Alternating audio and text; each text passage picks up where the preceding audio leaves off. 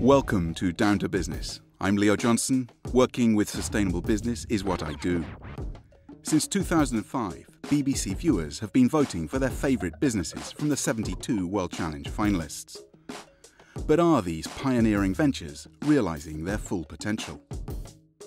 So the BBC's asked me to pick 4 enterprises, understand the business model and figure out how they can deliver on their potential. Part of that plan? A one-off meeting here in London with a type of hard-headed banking and business types that might just be able to help them grow. But before that, I'm off to meet the entrepreneurs and help them come to grips with the type of tough questions they're going to have to answer to make it big with these potential investors and partners. In this edition of Down to Business, 2 very different enterprises. A self-financing school for entrepreneurs in Paraguay, and an electricity provider for remote villages in India that uses agricultural waste. In my view, both potential game changers, ready for expansion. The Chaco, in landlocked Paraguay, a dry, low-lying region of subsistence farmers that's half the size of Spain. Here any kind of vocational training and higher education opportunities are few and far between. But there is a model emerging that may just hold part of the answer to providing rural employment. This is the Escuela Agricola from the Fundación Paraguaya, and their vision is simple. Here, students from all over the country can come and learn how not just to be farmers, but to be successful farmers. And with that, they get 2 things. The first, in the short term, is the revenues that are going to enable them to cover the costs of the school. They get a free education. The second is they get the entrepreneurial abilities to go back, set up businesses, get the jobs that will lift them out of poverty. The school, a 2008 World Challenge runner-up, is the brainchild of Martin Burt, a former Mayor of Asuncion, Paraguay's capital. So Martin, you founded this. Tell me about the vision you had. Well, it's very simple. The educational system, the traditional curriculum does not prepare young people to become employable, to get jobs. The problem with farming in Paraguay, in Latin America, and in Africa is that we have been farming potatoes and tomatoes for 1,500 years. Everybody knows how to grow a potato. Nobody knows how to make money out of the potato. So how do you make money out of it? What's the secret? It's adding value.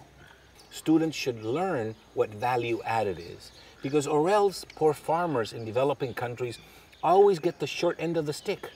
They produce the food and they starve at the same time, which is a contradiction. Somebody else is making the money because farmers were never taught to be entrepreneurs. Sounds like a brilliant model, but I want to experience it firsthand. Is it really possible to train people, even unskilled city folk like me, to make money by adding value? My job? Get some eggs. The school isn't just teaching how to raise free-range chickens profitably. All I know is I've been told if they smell fear or doubt, they bite.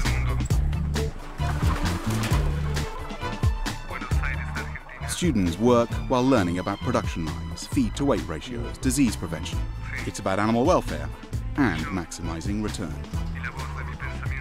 You've got an egg. Look at that. Beautiful. That is as fresh as you're going to find it. This school is what I'd describe as a social business incubator.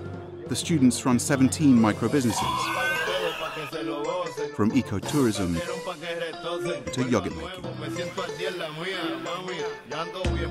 from metalwork to selling 30 kinds of organic produce at a 20% premium. One lesson, in my judgment, is key: adding value at each step of the process. The students learn how an egg worth around 15 cents can end up raising $1 in a freshly baked loaf of delicious bread. All the businesses face one discipline: to turn a profit and contribute to the $300,000 a year needed to cover the Escuela Agricola's running costs.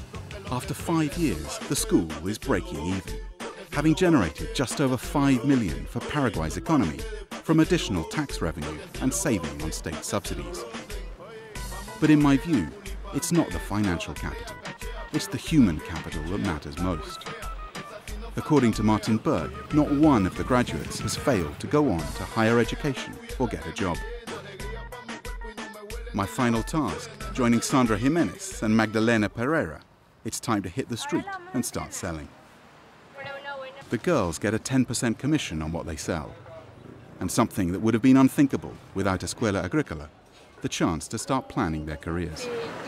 I want to be an agronomist with a special degree in marketing. I want to be an agricultural administrator as well as a vet.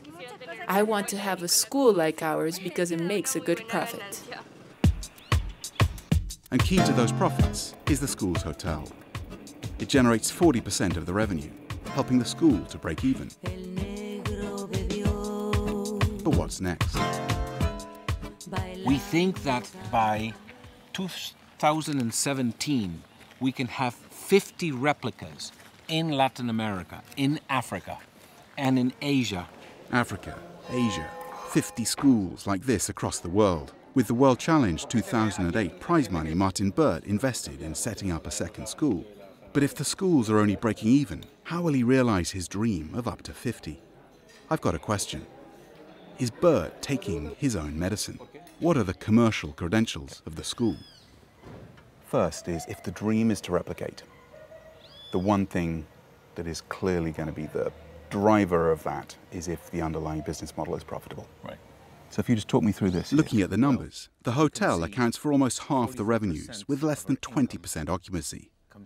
But I think the skills and experience this school offers gives it a broader crossover appeal.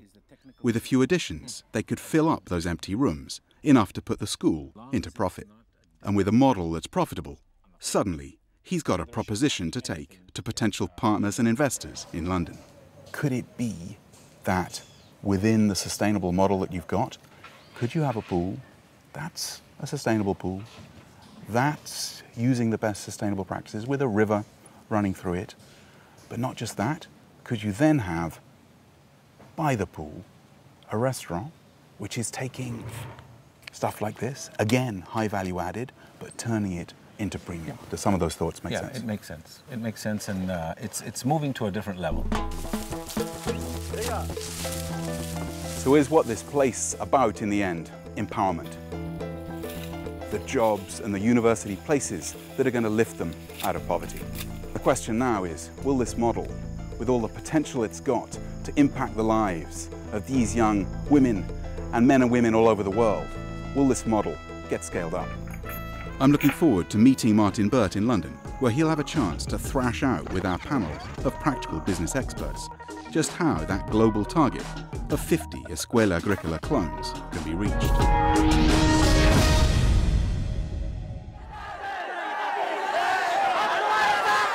Bihar, the poorest state in India, where getting governance right, getting revenues to flow through to the poor is crucial to this, the next generation. Can the project we're working on be a project that does just that?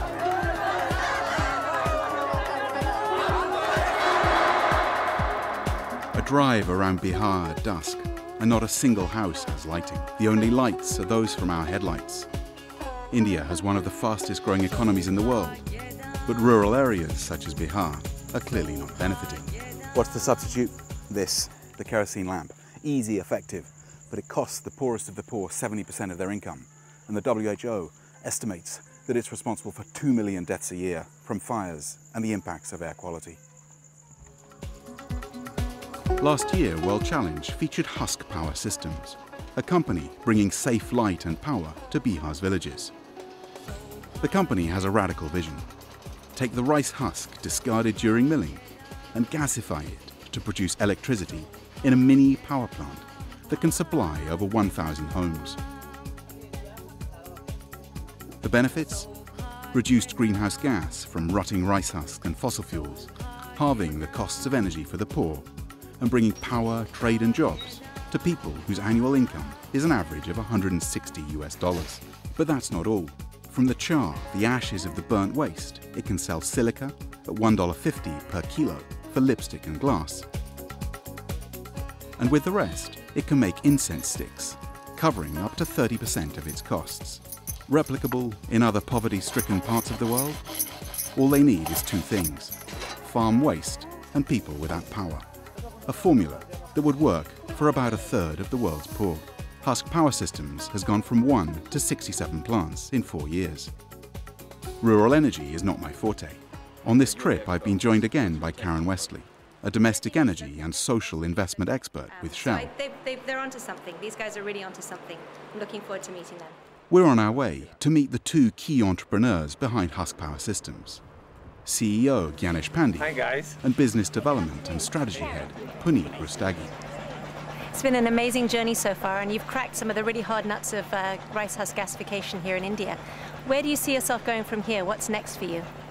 In the short term, we want to set out 2014 plants by 2014.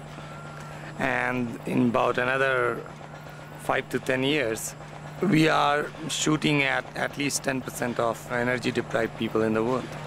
So 2014 by 2014, what's your strategy? We kind of developed basically a franchise program where different franchise partners will actually take over our plants and set them up. And what we will effectively do is train them to operate the plant and also provide the technical support for maintaining and running the plants efficiently. So what it looks like is they've done this massive shift of strategy. They're saying, we've cracked it, but we're going to abandon the old model.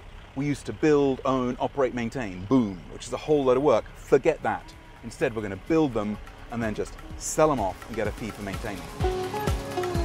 We want to get right to the heart of it and talk to the customers in the local market.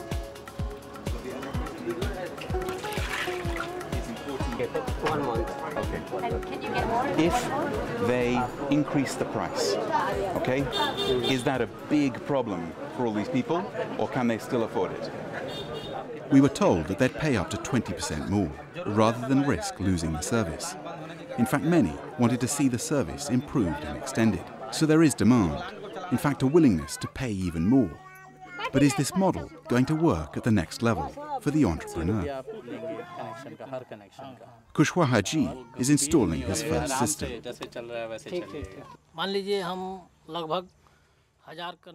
Currently, I have orders for 1,000 connections in the village.